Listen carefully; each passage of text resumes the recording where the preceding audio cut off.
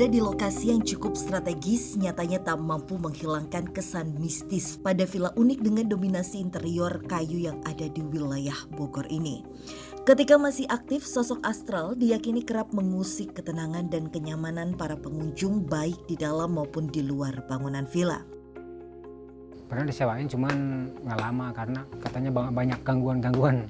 Terbengkalai 4 tahunan lah kurang lebih. Itu waktu bos itu krisis moneter, dijual beli impor keluar, yang kerja dikeluarin. Banyaknya gangguan-gangguan dari sosok astral tak hanya dirasakan oleh pengunjung saja, namun juga oleh para penjaga yang dibuat ketakutan dengan terdengarnya suara yang tak jelas asalnya. Bahkan kemunculan sosok astral secara langsung.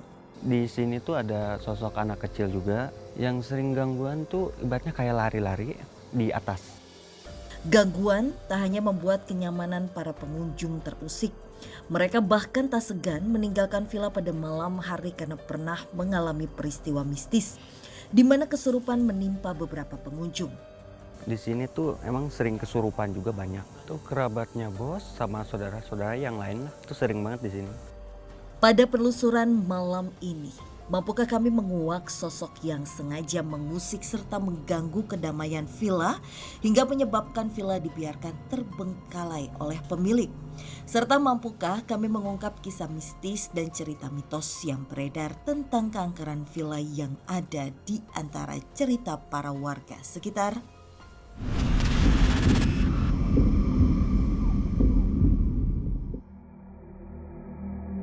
Ini tuh ada 2 villa kayu. Oke. Dan villa ini tuh dibangun tahun 2006. Aneh ya, tapi dari tadi, dari awal di pohon itu, yang pohon kering, di atasnya, Ini ya? pohon kering, ada sosok nenek-nenek yang kayaknya emang cuma ngeliatin kita. Nggak tahu sih maksudnya apa, tapi dari awal bener-bener yang ngeliatin dari awal kita datang, bahkan dari mulai kita tadi belum mulai pun, sosok itu cuma mengamati. Tapi mungkin ya udah itu menjadi salah satu sosok yang cuma nunjukin eksistensinya di tempat ini. Villanya di... Ini dia. Sebentar. Kenapa? Ada seperti suara anak kecil.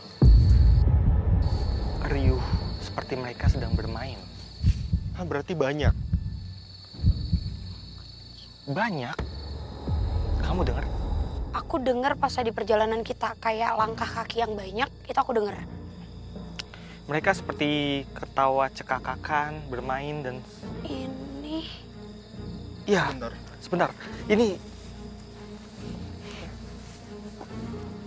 Sosoknya ada di sini, Kak Prisca. Ramai banget. banyak sekali nih. Ya, Tiba-tiba mereka bertambah lagi.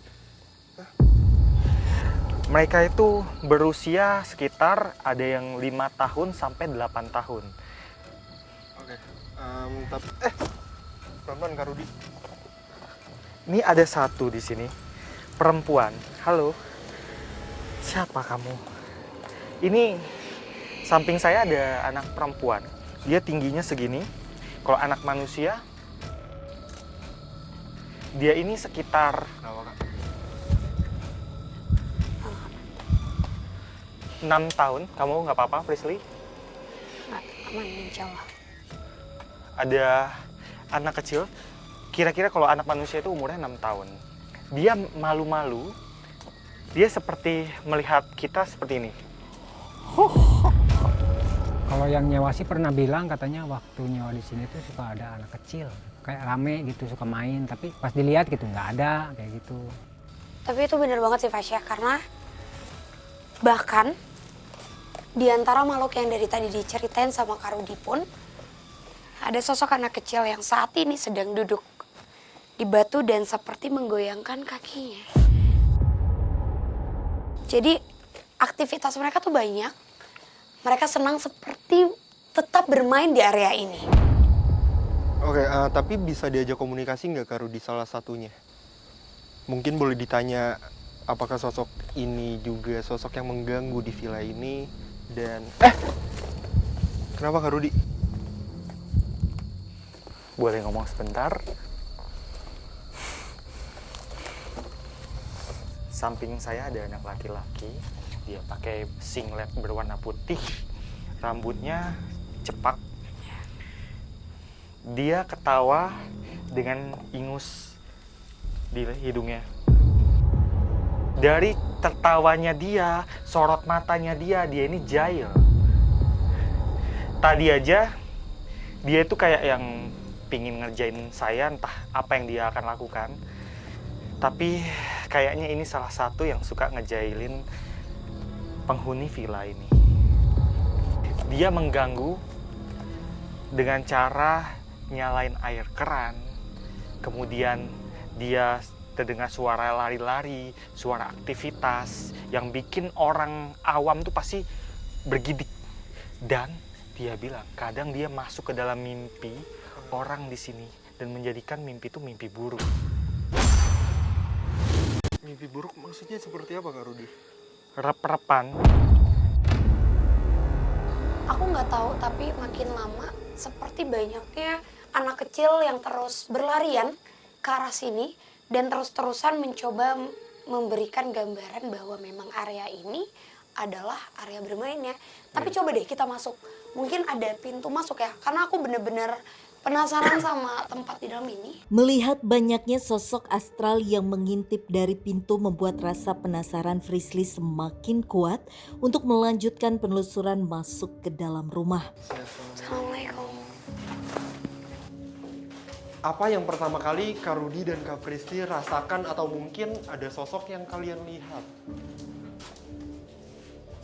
Aku malah ngelihat tadi Kak Rudi bilang hawa yang panas, dan aku ngerasa emang perbedaan yang sangat drastis antara tempat sebelumnya dengan villa ini.